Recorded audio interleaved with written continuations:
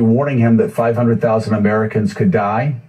And weeks after, he started to get warnings from the State Department, from the Pentagon, from his intel briefings every day. He said, this was on January 20th, his staff was actually warning him that 500,000 Americans could die. And weeks after, he started to get warnings from the State Department, from the Pentagon, from his intel briefings every day. He said, this was on January 22nd, going to be one person coming in from China. And it was all taken care of. Even a month later, after all of those warnings started to become more public, that's when the president said it was 11 people and it was going to be down to 0. 15 people was going to be down to 0. It's going to go away magically. So now Jonathan Lemire, who's with us. Now Jonathan Lemire, AP White House reporter. The president's saying that it's just a few people. It's just a small percentage, a very, very small percentage, which is remarkable. Nobody said that after 9/11. Nobody said the 57,000 deaths in Vietnam was a small percentage. Nobody said that deaths in Korea were just of young Americans was just a small percentage. But here we are. 90,000 dead. And Mika brings up a good point. If the president really wants to get into the percentage game, the United States has about 4.25% of the world's population.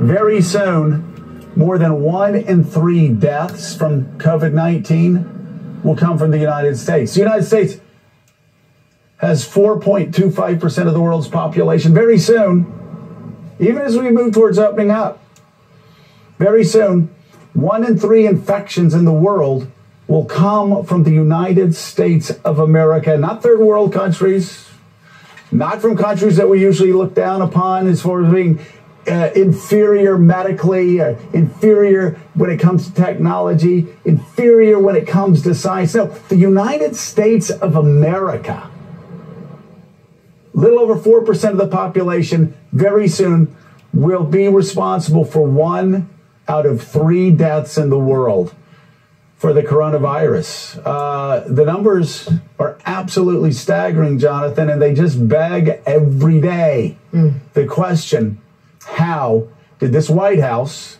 and yes, I will say it, how did some governors get this so wrong? Well, I think there are 2 things at play here, Joe, in terms of the president's response.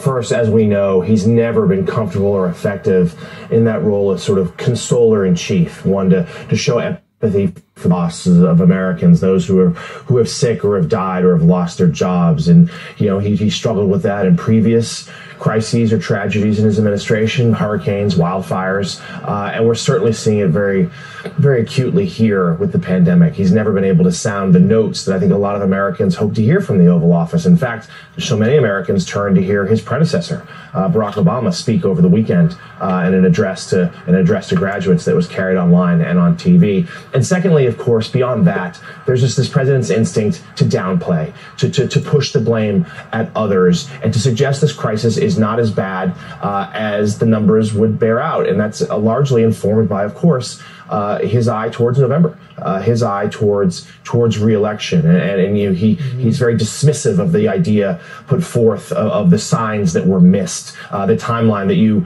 lay out on this show, the fact that this nation could have moved sooner. And there's a lot of finger pointing. And just yesterday, Peter Navarro, one of his top advisors, went on one of the Sunday morning talk shows and really put a knife into the CDC and blamed them for the ineffective first tests done back earlier this year. Can I ask you a question? Can I ask you a question? Because I'm confused. Of course. I'm a simple country lawyer. Sometimes, you know, I just say it takes me a while to figure things out. Who runs the CDC? Who is that under the Obama administration, the CDC, or is this Nancy Pelosi CDC, or who appoints the head of the CDC? Who's in charge of the CDC? What Washington official is in charge of appointing the CDC director and running the CDC? Joe, I don't have the org chart in front of me, but I think we can safely say it's not President Obama or House Speaker Pelosi, but rather President Trump. So this is Donald Trump's CDC. Donald Trump's CDC, where Donald Trump went down and actually talked to the CDC on March the 6th and said every American that wants a test can have a test, and talked about what a great doctor he was. And, I'm kind of good at this. I have a relative who once went to MIT. I'm kind of good at this. That's when he was saying this was going away magically, that this would go away magically in April. But so that's what I don't get. Peter Navarro, who, man, I wish you'd listened to Peter Navarro back in January when Navarro said 500,000 souls could die from this in America. But when Peter Navarro's attacking the CDC, Peter Navarro's attacking, wait for it, Donald Trump. That'd be like me saying, man, did you see that segment on Morning Joe last week? That really sucked. That was a failure. What a horrible segment on Morning Joe that was. I would be attacking myself. Peter Navarro's at the CDC. That's all up to Donald Trump. He appointed Redfield. Did he not? I think he appointed Redfield. Did he appoint Redfield? Dr. Redfield? Yes. He did. Okay, thank you. I believe that he did, Joe. Thank you.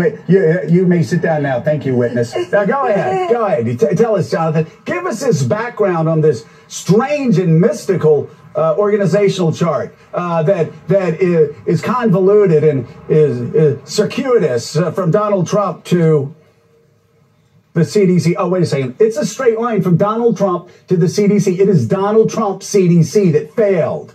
Thanks for checking out MSNBC on YouTube, and make sure you subscribe to stay up to date on the day's biggest stories. And you can click on any of the videos around us to watch more from Morning Joe and MSNBC. Thanks so much for watching.